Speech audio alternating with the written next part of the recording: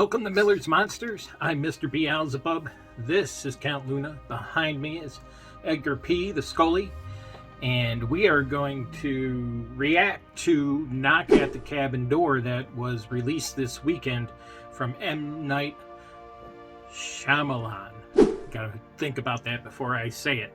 But as always, hit that like, hit the subscribe, ring the bell, set yourself up for notifications so you don't miss another spine-tingling episode. And a little different today, I am going to try not to put any spoilers in this. If I do, forgive me. But since this is newly out, I'm going to try and do this one spoiler-free. Alright, so A Knock at the Cabin Door. The main names, recognizable names in this is, of course, M. Night Shyamalan.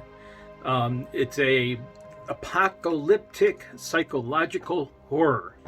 And I'm not going to tell you, anything you don't know here, but a family is enjoying their vacation in a cabin, and 4 people knock on the door, and kind of a home invasion, and tell them that the world is going to end unless they choose one of their family members to sacrifice, and that will save the world. Otherwise, that's it for the earth. What a burden to be charged with if you're just having a nice vacation and these 4 people come on in and say, hey, it's up to you to save the world. Man, what a mind job that is. But 2 names, actors that stick out in this is Dave Bautista. And if you know Dave Bautista, you've seen him in Galaxy of the Guardians. He was in the latest, the movie Glass Onion. And he has turned into a wonderful actor. He does a fantastic job in this movie. In fact, I thought across the board this was well acted. I'll get back to that in a minute. The other name you might recognize is, if I could find it, and I lost it, the guy from Harry Potter, Rupert Grint. There we go. He's appeared in a few movies that I've done, I believe now, and he was also in this. He was one of the home invaders. But across the board, I thought the acting was really, really good in this movie. Dave Bautista shows a very tender side to his persona, even though he's playing a baddie. He's a very polite baddie. In fact, all 4 of them are. And somehow they've been burdened with this chore of telling this family that, they could save the world.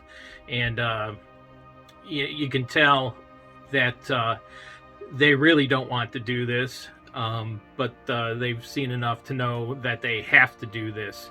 And the family itself, you have Andrew and Wen and Eric, who are enjoying their vacation. And, they came across as a very caring family. And, at first, obviously they're terrified. They just want to get out of there. But the acting was fantastic in this film. Let's see, the graphics, or the CGI, was very good in this film. I can't say much about it except that it was well done.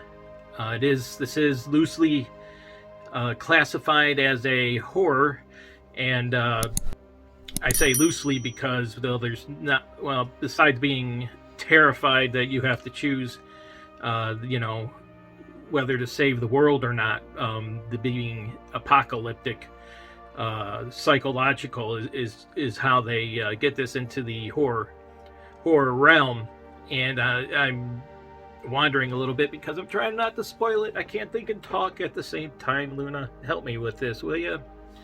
But the CGI was done well, and that's about the 2 pluses I can give this.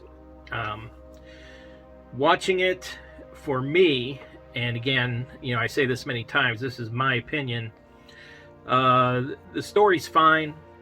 It just kind of mulls along at a slow pace. It's not boring by any means. It just kind of dragged out for me a little bit. Obviously, it has to do that. So you can't have a psychological horror without dragging out, the terror that the actions previously are putting on this family and even on the home invaders themselves. And as with M. Night Shyamalan, you're always expecting a twist in his movies. Obviously, he did The Sixth Sense and all that. I don't think this is one of his better movies. And actually, in my opinion, this is... Oh, watch out. See the Chuckies in the room, and Luna won't have it. Settle down. Down, girl. Easy, easy, easy. Whoa. Put the fangs in. Okay. Back to my story. This one just didn't grip me. The twist wasn't that big. There could be another ending to the story, which I thought would have been a bigger twist, which was my initial thought of how the story would end. But alas, it didn't end that way. So this movie in itself, let's see, it grossed 21 million worldwide so far, 14 million in the US. It's going to be hard pressed to triple its money, and I think so. It had a 14 million opening weekend, #1 at the box office. You're going to read all this, but I don't think it has the legs to travel very far. I think you'll see a large drop off after that. You're either going to love or hate this movie. Let's put it that way. I've seen reactions both ways. I don't hate the movie. I would not go out and pay for a ticket and popcorn and a drink for this movie. This is a movie I would wait and see when it comes to streaming. So that's my opinion on Knock at the Cabin Door. It's an okay story, great acting, great CGI, but falls short. And if you liked what you heard, please ring the bell, hit the like, set yourself up for notifications, and so you don't miss another apocalyptic episode. And hit that subscribe button. Tell your friends to hit the subscribe button so we can get that subscriber number to keep growing. I love your comments. Keep sending them. If you have requests for urban legends, I'm doing requests now, apparently.